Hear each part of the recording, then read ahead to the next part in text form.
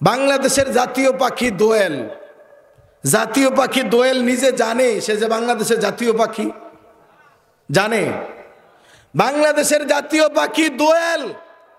ওই দোয়েল যদি জানতো যে আমি বাংলাদেশের জাতীয় পাখি, সে কোনো দিন ভুল করো রাস্তার পাশের খোলা ল্যাট্রিনের খুঁড়ির উপরে বসতো না। বসতো কারণ তার ভাব, তার একটা পজিশন থাকতো আলাদা যে আমি বাংলাদেশের জাতীয় পাখি, আমি রাস্তার ধারে খোলা ল্যাট্রিনের খোলা পায়খানার খুঁড়ির উপরে বসবো কেন?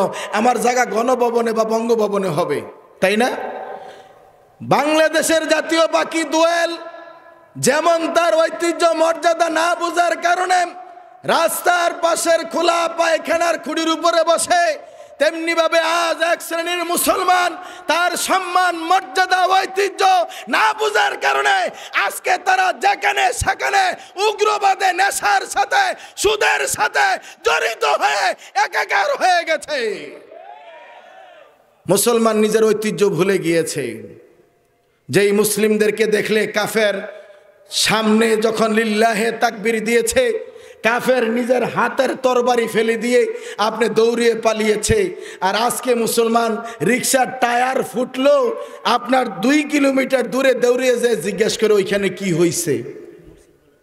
সম্মানিত উপস্থিতি, উদাত্ত আহ্বান জানাবো, এখানে এসেছি আলোচনা শুনবো, সম্মেলনে আসছি। প্রতিযোগিতার আগে ভাববেন আল্লাহ সুবহানাহু ওয়া তাআলার সন্তুষ্টি। আল্লাহ সুবহানাহু ওয়া তাআলা এর পক্ষ থেকে আল্লাহ নবী বলেছেন, বিসমিল্লাহির রহমানির রহিম, কুল হু আল্লাহু আহাদ আল্লাহু সামাদ লাম ইয়ালিদ ওয়া লাম ইউলাদ ওয়া লাম ইয়াকুল লাহু কুফুয়ান আহাদ। কে পড়ছেন সাথে জানি না। আজকের এই 2 দিনব্যাপী সম্মেলনের আলহামদুলিল্লাহ আমি বা আমরা সফলতার দ্বার প্রান্তে। কিভাবে? আল্লাহ নবী বলছেন, কেউ যদি সূরা ইখলাস একবার পাঠ করে তার আমলনামায় 10 পারা কোরআনের নেকি লিপিবদ্ধ করে দেওয়া হয়। সুবহানাল্লাহ। কালকে নাস্তার পরে কি কন? এখন আপনি যদি পরে থাকেন 10 পারার নেকি পেয়েছেন, আর না পরে থাকলে আপনি মনে করছেন এটা বক্তার বক্তব্যের স্টাইল। তো 1 মাস ধরেও যদি দাওয়াতি কাজ করেন আর আল্লাহর কোরআনের ধারণা ফজিলত যদি না জানা থাকে বা আমল না করেন, তো এই দাওয়াত তাবলীগের কোনো মূল্য নাই। সম্মানিত উপস্থিতি, যেই মিডিয়ার ভাইয়েরা বসে আছে, অনেকে আছে আপনার লাইক কমেন্ট শেয়ার পাওয়ার জন্য না, এই দিনী ভাইয়েরা বসে আছে আল্লাহর দ্বীন প্রচারে মানুষের কাছে পৌঁছে দেওয়ার জন্য। আমি ডক্টর শফিক আমার আলোচনা নিয়ে আমেরিকা যেতে পারবো না, কোরিয়া, রাশিয়া যেতে পারবো না। এই মিডিয়ার ভাইদের কল্যাণে পৃথিবীর প্রত্যন্ত অঞ্চলে চলে যাচ্ছে। বিশেষ করে আমরা যারা আলোচনা করতে এসেছি, আলোচক এবং যারা আলোচনা শুনছি, একদল মানুষ পর্দার আড়ালে আছে, তাদেরকে নিয়ে আমি 2টি কথা বলছি। বিশেষ করে যারা মেহমানদারি করার জন্য আপনি দেখেন গিয়ে ঘরের মধ্যে 2 দিন ধরে আপনার খুব কষ্টে আছে রান্না বান্না বা মেহমানদারি করা, তারা কি নাকি পাবে? তারা তো ওয়াজ শুনতে পারলো না। অনেকে কিন্তু এই প্রশ্নটা করে যে আমরা তো মানুষকে খাওয়াইলাম, আমরা খরচে গেলাম, এইটা করলাম, বক্তাকে এগিয়ে দিয়ে গেলাম, ওয়াজ শুনতে পারলাম না, নেকি কি পেলাম? মিডিয়ার ভাইয়েরা বলবে আমরা প্রচার করলাম, নেকি কি পেলাম? যারা বিশেষ করে প্রবাসের ভাই, যেই সকল মুসলিম ভাই বোন জিকে একাডেমির প্রোগ্রাম কবে হবে, এইটা শুধু নারায়ণগঞ্জ পূর্বাঞ্চলের আপনার পূর্বাঞ্চলের প্রোগ্রাম নয়, এটা বাংলাদেশের প্রোগ্রাম নয়, এটা গোটা পৃথিবীর জমিনের বাংলা ভাষাভাষী মুসলিমরা উন্মুখ হয়ে আছে আপনার কখন আলোচনা হবে, কখন তারা দেখবে। এমন অনেক প্রবাসী ভাই টাকা পয়সা দিয়েছে এবং দোয়া করছে, করে নাই? তারা কি পেল? সবার জন্য বিশেষ করে একটা মেসেজ আছে। কষ্ট হয় কথা বলতে, কিন্তু না বলে পারছি না। অনেক দিনই ভাই বলবে যে আপনি কি জামান সাহেবের পক্ষে কথা বলছেন? জি, আমি জামান সাহেবের পক্ষে কথা বলছি। কেন? জামিয়া তিরমিজির আপনি 1954 নম্বরের একটা হাদিস দেখেন, 1955 নম্বরের একটা হাদিস দেখেন। যদি আপনার যোগ্যতা থাকে তাহলে মুখ বন্ধ রাখতে হবে, আর যোগ্যতা না থাকলে ছাগলের মতন যা মন চায় তা খাবেন, পাগলের মতন যা মন চায় বলবেন, আমাদের করার কিছু থাকবে না।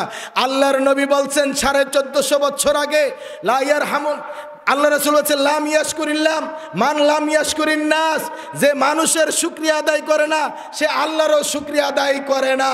সুতরাং যেই লোকটা অ্যাক্সিডেন্ট হয়েছিল, দুর্ঘটনা কবিলে একেবারে নাই হয়েছিল, কিন্তু আল্লাহ সুবহানাহু ওয়া তাআলা তাকে এখনো জীবিত রেখেছেন, সুস্থ আছে আলহামদুলিল্লাহ। তিনি হাসপাতালে জ্ঞান ফেরার পরে বলছে আমি জীবিত থাকি আর মরে যাই এইটা দেখার দরকার নাই। ওনার সাথে সহকর্মী যারা আছে তাদেরকে ডেকে বলছে জিকে একাডেমির প্রোগ্রাম এবার হবে ইনশাআল্লাহ। অনেকে মিডিয়া প্রচারও করেছিল যে এইবার মনে হয় প্রোগ্রাম হবে না, কিন্তু এই যে পিছনে বসে আছে দেখেন অনেক যুবক ভাইয়েরা, আলেম ওলামাও একসাথে এই প্রোগ্রাম করা অনেকাংশে সম্ভব হয় না এই যুবকেরার জন্য।